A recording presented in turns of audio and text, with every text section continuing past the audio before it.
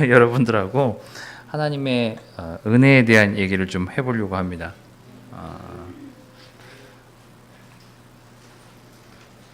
짠. 신명기 8장을 좀 보려고 하는데요. 제목은 놀라운 은혜라고 정했습니다. 여러분이 생각나는 은혜와 관련된 동화가 있습니까?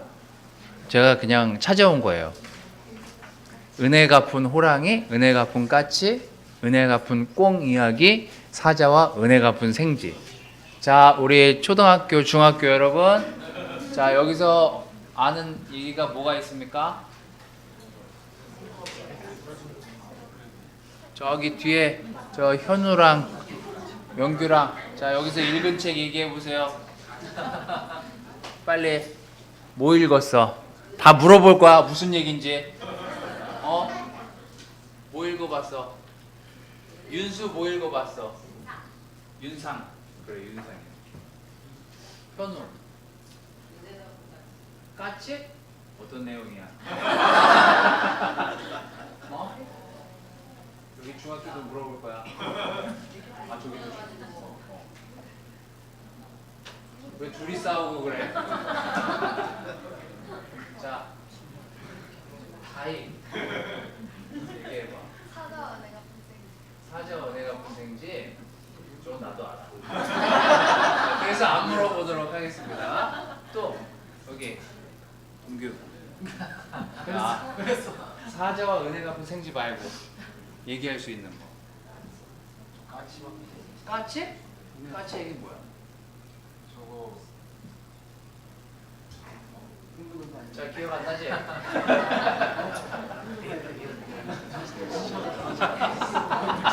자, 어른들로 넘어가도록 하겠습니다. 자, 몰라? 굉장히 지혜로운데? 자, 여러분 어른들은 아십니까? 사자와 은혜 갚은 생긴 저도 알아요. 아는 얘기. 여러분 어른들도 모르네. 명규 손 든 거야? 엄마가? 자, 여러분 은혜란 무엇입니까? 은혜란 무엇입니까? 왜 우리는 은혜를 중요하게 생각할까요? 여러분은 중요하게 생각 안 하는지 모르겠지만 저는 은혜는 굉장히 중요하다고 생각이 들어요. 은혜란 무엇입니까? 은혜란. 제가 사전에 찾아봤더니 고맙게 베풀어주는 신세나 혜택을 은혜라고 한대요. 근데 성경에서의 은혜의 의미는 뭐 카리스 많이 들어보셨으니까 하나님의 선물, 이렇게 규정을 딱 정해놨어요.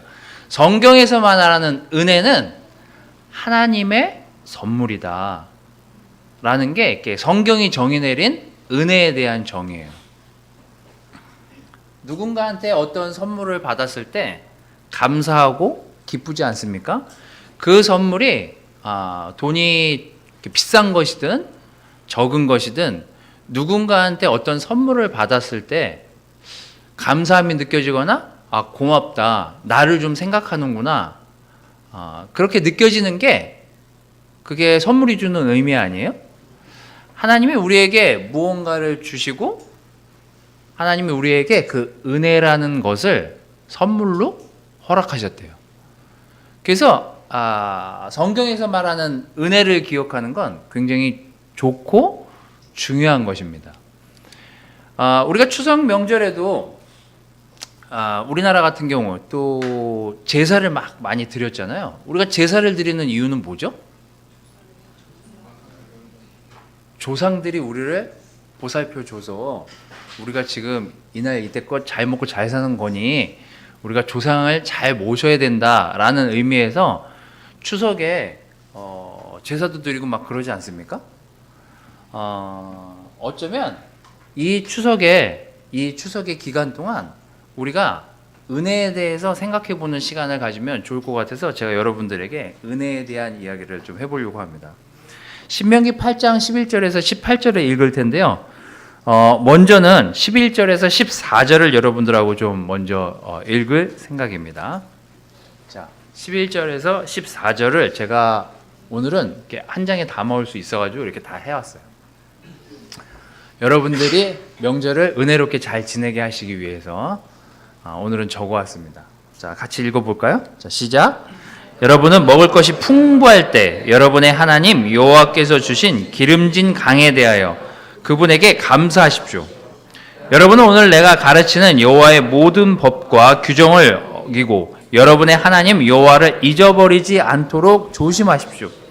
여러분이 먹을 것이 풍부하고 아름다운 집을 짓고 살며 양떼와 소떼와 은과 금과 여러분의 재산이 많아질 때 여러분은 교만하여 이집트에 종살이하던 여러분을 인도해 내신 여러분의 하나님 여호와를 잊지 않도록 명심해야 합니다. 여기 두세 번에 걸쳐서 모세가 이스라엘 백성들이 애굽에서 나왔던 때를 기억하면서 너희가 정말 중요하게 생각해야 되는 것이 있다. 너희가 정말 잊지 말아야 될 것이 있다. 그게 뭐냐면 하나님이 여기까지 여러분들을 인도해 내신 것들에 대한 것들을 잊지 말라고. 오늘 첫 번째 포인트는요. 잊지만 말아라입니다. 잊지만 말아라. 14절은 이렇게 끝이 납니다. 여러분은 교만해서 이집트에서 종살이 하던 여러분을 인도해 내신 여러분의 하나님 여호와를 잊지 않도록 명심해야 합니다. 제가 아까 동화책 사진을 보여드렸잖아요. 이거 말고도 몇 개 더 있어요. 뭐 은혜 갚은 두꺼비도 있고요. 은혜 갚은 은혜에 대한 그 동화가 꽤 많더라고요. 근데 모든 동화의 공통점이 있어요. 뭔지 아세요? 은혜를 갚아야 돼요. 이 동화책 다 찾아보세요. 은혜를 다 갚아야 돼요. 은혜 갚은 호랑이, 은혜 갚은 까치, 은혜 갚은 꽁이야기, 사자와 은혜 갚은 생쥐, 은혜 갚은 두꺼비, 은혜 갚은 지렁이는 없고 하여튼 많더라고요. 아류작들이. 은혜 갚은 호랑이는 제가 어제 한번 물어보려고 스토리를 다시 읽어봤는데 그 목에 가시가 걸린 호랑이를 구해줬더니 이 호랑이가 이 총각이 장가갈 때 그 다음에 이 총각이 잘 그 홀어머니를 모시게끔 계속해서 뭘 이렇게 산에서 갖다 줘요. 나중에는 자기를 그 고을에서 이렇게 호랑이가 나타난다고 잡아오는 사람한테 큰 선물을 준다고 했을 때 이제 자기가 늙고 병들었으니까 자기를 죽여다 갖다 주면 큰 상을 받을 거다. 뭐 그런데 하여튼 그렇게 해가지고 이 젊은 총각에게 자기가 죽을 뻔한 그 호랑이 어릴 시절에 자기를 살려준 거에 대한 은혜를 그 총각한테 갚아준다. 뭐 그런 얘기예요. 너무 감동적이지 않습니까? 죽기까지. 자, 근데 세상에서는요, 어쩌면 이게 우리의 삶을 그냥 자연스럽게 유지해주는 은혜에 대한 공통적인 생각이었는지도 모르겠습니다. 은혜라는 건, 야, 내가 너한테 이렇게 해줬으면 너도 이 정도는 생각해야지. 우리가 선물을 주고받는 건 뭐예요? 또 우리가 섭섭해하는 이유는 무엇입니까? 또 우리가 어떤 은혜에 대해서 생각했을 때, 그래, 너가 나한테 이러면 안 되지라고 생각하는 그 이유는 무엇입니까? 왜요? 은혜는 내가 주기도 하지만 은혜에 대해서 저 사람이 갚을 거라는 생각 때문에 우리는 은혜에 대해서 은혜 하면 주고받을 수 있는 것, 이렇게 생각할 수 있습니다. 근데 하나님은 놀랍게도요, 은혜를 갚으라는 말을 안 해요. 기억만 해라. 그냥 내가 너희들한테 지금까지 어떻게 했는지만 앞으로 기억하라고. 이게 하나님하고 사람들하고 다른 스케일이에요. 야, 나는 너가 뭐 안 줘도 돼. 네가 나한테 와서 뭘 제사들 드리고 막 열심히 안 섬겨도 돼. 다만 내가 너희들을 어떻게 인도했었는지만 기억만 하고 살아. 하나님 우리에게 최고의 선물을 주시고요. 최고의 것을 허락하셨어요. 사실 갚을 수도 없어요. 어떻게 갚아요? 갚을 수 있는 상태를 넘어섰기 때문에요. 갚으라고 말씀도 안 하세요. 그냥 내가 너희들한테 어떻게 했는지만 기억하라고. 너희가 사는 동안에. 거기 로마서 5장 8절 나오잖아요. 우리가 아직 죄인되었고 이 죄에서 어떻게 벗어나야 될지 몰랐을 그때에도 내가 너희들에게 은혜를 베풀기 위해서 너희들의 삶을 윤택하고 너희들의 삶을 구원해내기 위해서 내가 내 아들까지 너희들한테 보냈다고. 너희는 갚을 수가 없다고, 이 은혜를. 하지만 내가 갚으라고 말도 안 해. 그냥 기억만 해. 내가 너희들을 어떻게 이끌어왔고 너희들을 얼마나 사랑했는지 그냥 기억만 하고 살아라. 이게 하나님의 은혜입니다. 이걸 또 제일 잘 알았던 사람이 바울이었어요. 바울이 편지를 보내면서 이런 글을 남기죠. 나는 사도들 중에 가장 보잘것없는 사람이며 하나님의 교회를 박해했기 때문에 사도라고 불릴 자격마저 없습니다. 그러나 오늘 내가 이렇게 된 것은 하나님의 은혜로 된 것이며 내게 주신 그분의 은혜가 헛되지 않아 내가 다른 모든 사도들보다 더 많이 일했습니다. 그렇지만 그것은 내가 한 것이 아니라 나와 함께 하신 하나님의 은혜였습니다. 여러분, 우리의 크리스찬 삶을 지탱하는 원동력, 우리의 삶을 윤택하고 영적인 삶을 오래도록 지속할 수 있는 방법을 찾는다고요? 그렇다면 제가 한 가지 방법을 알려드릴게요. 하나님의 은혜만 잊지 마십시오. 바울이 왜 그렇게 핍박을 받고 왜 그렇게 도망다니면서 말씀만 전하려고 노력을 했을까요? 그는 자기가 받은 은혜가 어떤 것인지를 잘 기억했을 뿐만 아니라 그것을 끊임없이 되뇌이고 생각하면서 사람들에게 다가갔기 때문이에요. 그는 자기가 받은 은혜가 어떤 것인지 알았을 뿐만 아니라 이걸 갚을 수 없다는 것도 너무나 잘 알고 있었어요. 여러분, 우리는 하나님의 은혜를 갚을 수 있을 상태가 아닙니다. 그렇다면 우리도 죽어야죠. 하나님 만약에 내가 너한테 준 은혜 갚아야 돼? 라고 한다면 우리도 하나님을 위해서 죽어야만 했을 거예요. 근데 우린 뻔뻔하게 살아있잖아요. 그럼 뭘 해야 될까요? 하나님이 모세를 통해서 한 명령을 잘 들여다보십시오.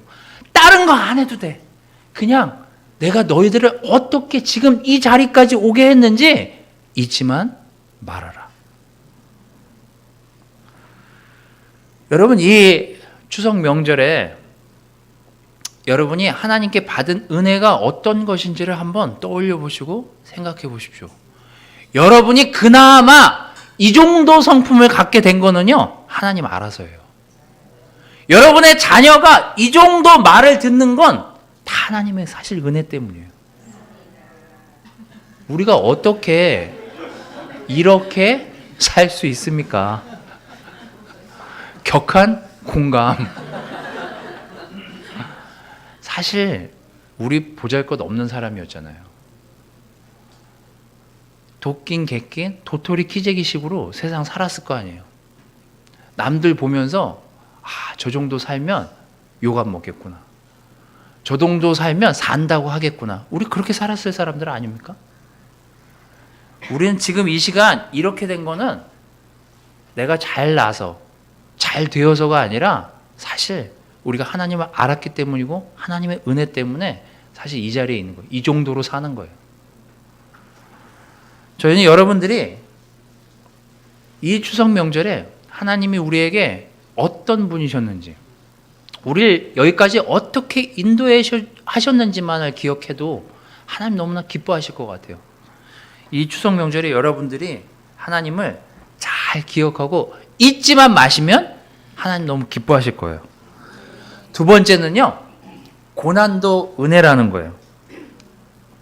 그 15절부터 18절까지를 읽을 텐데요. 이것도 제가 여기 적어왔습니다.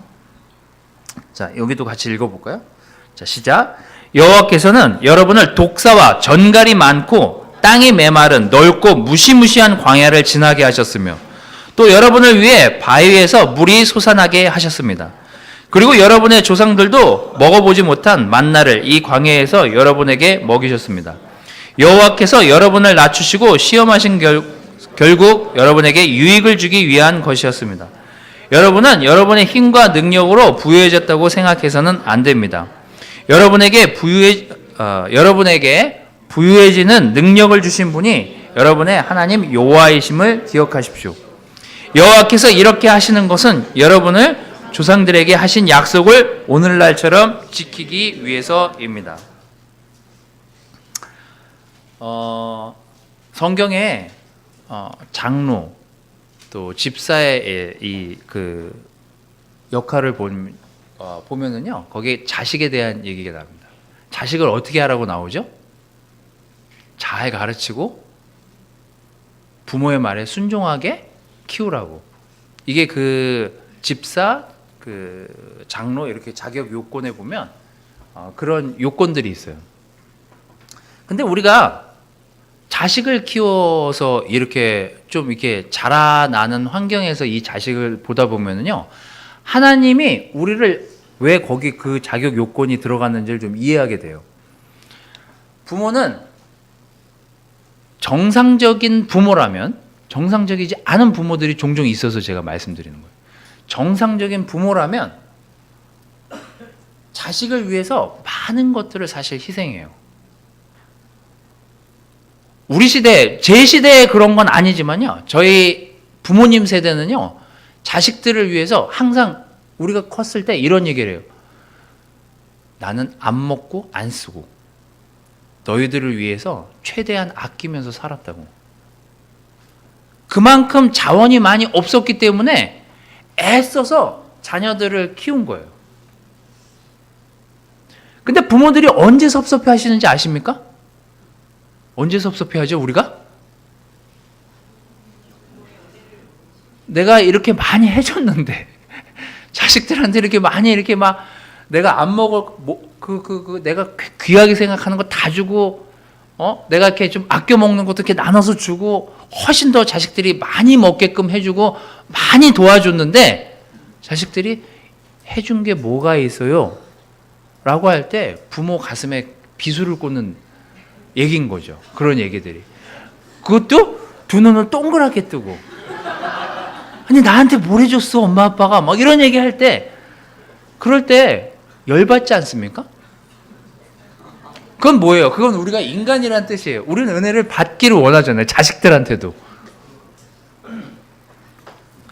그런데 우리는 자식을 위해서 사실 수고하고 애쓰는 것도 사실 감수합니다. 뭐죠? 맨날 아빠들이 하는 입에 무슨 자식들한테 말은 안 하지만 너 내가 왜 일하는지 알아? 마음속에 항상 이런 생각을 가지고 있거든요. 너 내가 회사에 왜 이렇게 고분고분하고 상사만 왜 이렇게 듣는 줄 알아? 그것 때문에 부부싸움은 하잖아요. 적어도. 나도 나가서 일하는 사람이야. 내가 왜 나가서 일하는지 알아야지. 뭐 이러고선 얘기하잖아요.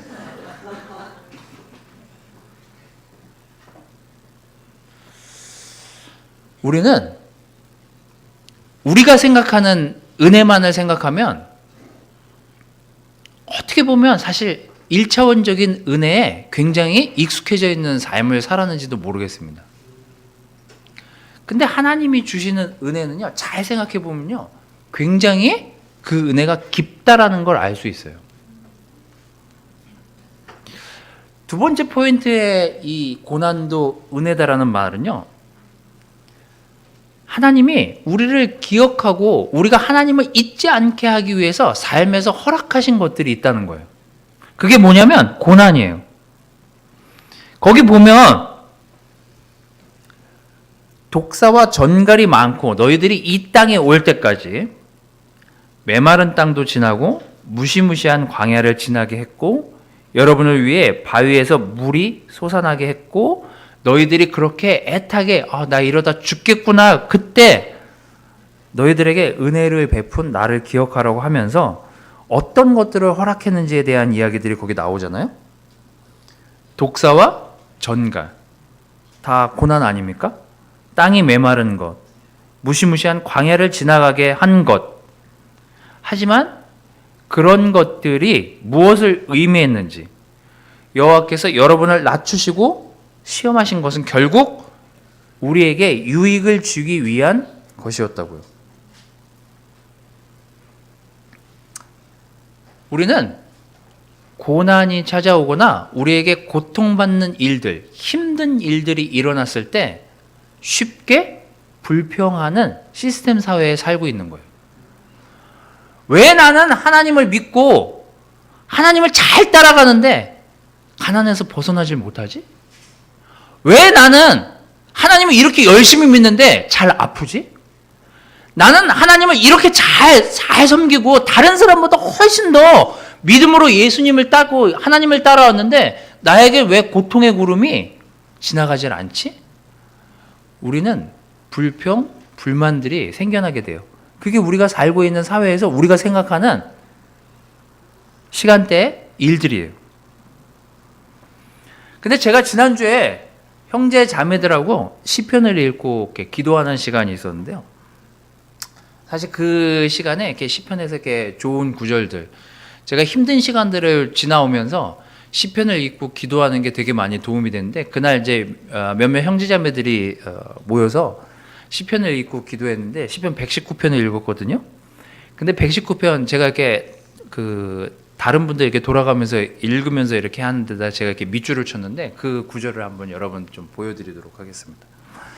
119편 67절에서 71절인데요. 다윗이 하나님께 이 시를 쓰면서 이렇게 고백을 합니다. 어떤 고백을 했는지 한번 같이 읽어보도록 하겠습니다. 119편 67절에서 71절 다 같이 시작. 주께서 나를 벌하시기 전에는 내가 곧잘 잘못된 길로 갔으나 이제는 내가 주의 말씀을 지킵니다. 주는 선하시고 주께서 행하시는 일도 선합니다. 나에게 주의 법을 가르치소서. 교만한 자들이 거짓말로 나를 괴롭히고 있으나 내가 최선을 다해 주의 법을 지키겠습니다. 그들의 마음은 둔하고 무감각하나 나는 주의 법을 즐거워합니다. 주의 벌을 받아 내가 고난을 당한 것이 나에게 유익이 되었으니 내가 이것 때문에 주의 법을 배우게 되었습니다. 다윗이 말한 요점은 뭐예요? 이것 때문에. 이것은 뭐냐면요, 내가 지난 시간 겪어왔던 어떤 고난들 때문에 당신의 법이 얼마나 중요하고 좋은 것인지를 알게 됐다는 거예요. 우리에게 행복한 일만 가득하고요, 좋은 일만 가득하잖아요. 1차원적인 세계에 사는 우리들은요, 쉽게 은혜를 잊어버려요. 왠지 알아요? 교만함이 몸에 배어있기 때문이에요. 그래서 뭐가 잘 나간다, 돈이 잘 벌린다, 뭔가 일이 잘 풀린다, 그러면 감사하기보다는 제일 먼저 생각하는 게 뭐예요? 내가 좀 하는구나, 내가 좀 되는구나, 내가 좀 능력이 있구나, 여기서부터 출발하지, 야, 이게 하나님이 나를 잘 인도하셨구나라고 생각 안 해요. 근데 성경에서 요셉이나 다윗이나 야곱이나 여러분 이렇게 정말 하나님이 그 사람들을 인도했던 사람들의 삶의 뒷면을 보면은요, 다 뭐래요? 고난 가운데 있어요. 힘든 가운데 하나님이 어떻게 나를 인도하실지에 대한 믿음으로 그 길을 걸어가요. 그리고 시간이 지나서 뒤돌아보면서 뭐라고 얘기해요? 이게 다 하나님이 허락하신 일들이었다고. 하나님이 나에게 그 시간을 주셔서 우리가 하나님을 더 기억하게 만들었다고요.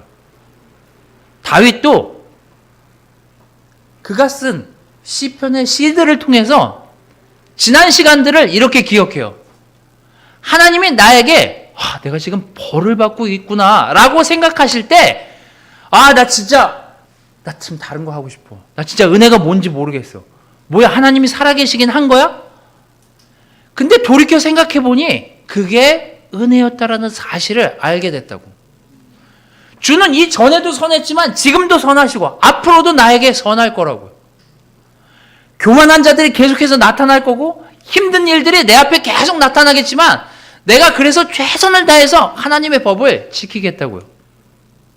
주의 벌을 받아서 내가 고난을 당한 것이 나에게 유익이 돼서 이것 때문에 내가 하나님의 법이 얼마나 완전한지를 배우게 됐대요. 여러분, 하나님의 은혜는 그래서 우리 삶에 일어나는 현상들을 볼 때 더 많이 이해하게 됩니다. 뭐예요? 우리가 고통이나 힘든 일 가운데 있을 때요, 말씀을 딱 펴고 하나님이 우리에게 어떤 은혜를 허락하셨는지를 한번 떠올려 보십시오. 뭐예요? 자기 아들을 내줄 때까지, 자기 아들을 죽게 내버려 둘 때까지 우리를 구원하시려고 하시잖아요. 아마 자녀를 두신 분들은 적어도 지난주에 우리 성문기 형제가 성찬했을 때처럼 나라도 어떤 부모라도 자식을 위해서 죽으려고는 할 거예요. 하지만 남의 자식을 위해서 죽기는 쉬운 일이 아니에요. 거기다가 죄까지 많잖아요. 망나니 같아. 그런 사람을 위해서 죽기는 정말 쉬운 결정은 아닌 것 같아요. 하나님은 우리를 위해서 사실 가장 최고의 고난을 받아들이셨어요. 자기 아들을 죽기까지 내버려 두셨잖아요. 그래서 하나님의 은혜는요, 놀랍다라고 표현할 그 이상의 은혜예요. 저는 오늘 이 추석의 시작을 이렇게 시작하면서 하나님에 대해서 우리가 한 번쯤 내가 하나님을 잊지 말고 하나님께 감사하는 마음으로 이 시간을 보내면 참 풍성한 추석이 되겠다라는 생각이 들었습니다. 여러분, 은혜를 갚을 필요도 없습니다. 하지만 기억만 해보십시오. 하나님이 우리에게 어떤 은혜를 허락하셨는지. 지금 고난 가운데 있거나 아니면 힘들어지려고 하거나 아니면 힘들게 보이는 분들에게 제가 부탁드리고 싶습니다. 고난도 하나님이 허락하신 과정이에요. 그 시간에 하나님의 법이 얼마나 우리를 더 훈련시키고 완전하게 할 것인가를 생각한다면 그 고난도 사실 우리에게 은혜로 다가올 수 있습니다. 여러분, 저는 하나님의 은혜가 놀랍다는 사실을 잊지 않고 고난도 우리의 삶의 일부로 받아들인다면 오늘 하나님이 우리에게 얼마나 큰 은혜를 베푸셨는지를 기억할 수 있는 그런 명절이 아닌가라는 생각이 듭니다. 물론 가족들이 모였을 때 여러분들은 또한 핍박을 받을 수도 있습니다. 너는 왜 이렇게 열심히 교회를 다니니? 그 정도는 약하죠. 예전에는 굉장히 심한 얘기들을 많이 들었는데 추석 명절 가족들하고 좋은 시간을 보내면서 행여 가족들과 좀 불편한 일들을 겪는다 하더라도 하나님의 은혜를 제일 많이 기억하고 제일 깊게 기억하면서 추석 명절을 잘 보내시면 좋겠습니다. 특별히 여러분, 명절 기간이 수요일까지 있는 분들도 있고 목요일까지 있는 분들도 있고 이번 주를 다 쉬는 분들도 계시더라고요. 놀면 뭐합니까? 아침에 일찍 일어나서 기도라도 하고 큐티라도 열심히 하시면서 아침을 열어보십시오. 여러분의 이 휴일 기간이 풍성하게 여러분들 삶을 채워줄 거라 믿고 제가 기도하고 성찬하도록 하겠습니다.